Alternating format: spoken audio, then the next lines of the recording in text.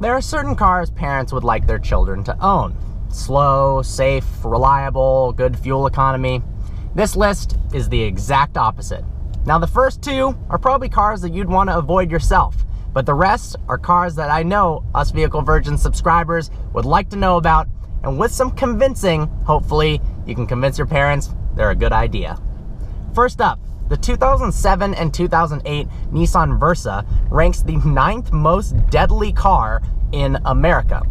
Out of 1 million cars registered, 93 of them ended up in fatalities. The crazy part is 60 of those 93 actually involved no other vehicle.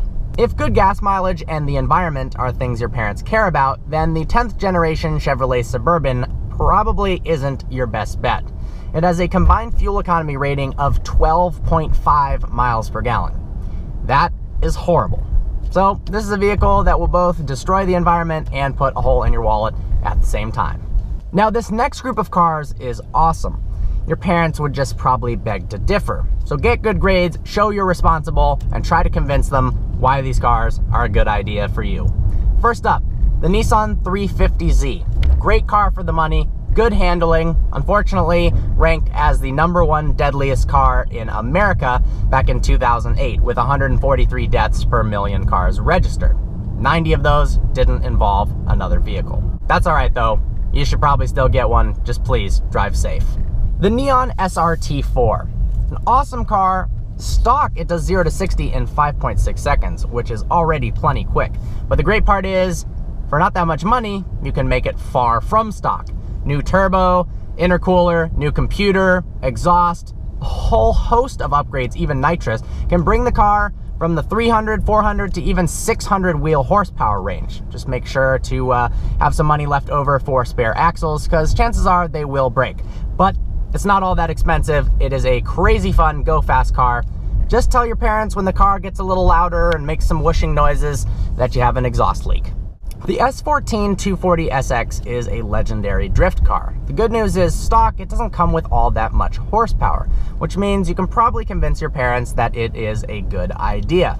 But the good news is there is a ridiculous amount of information online if you want to do things like switch the motor with an SR20, put a new turbo in it, and make it ridiculously fast.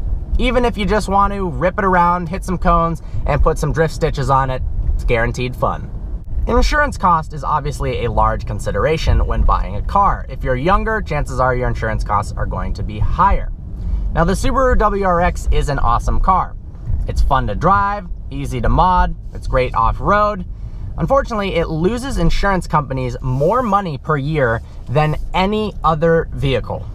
That's kind of a crazy fact. Now, is it worth it? Most likely, depending upon where you live. If you live somewhere like in a Detroit area code, your insurance will probably be so expensive it isn't worth it. But save up some extra coin if you're looking for a WRX. One of my absolute favorite cars for under $10,000 is the E36 BMW M3. It looks great, it handles well, and it sounds fantastic. I suggest buying a 325i badge off eBay, swapping it with the M3 badge, and telling your parents you've gone for the more economical, safe alternative. Then make sure to drive normally when they're in the car, and when they're not, you can use the M3 to its full potential.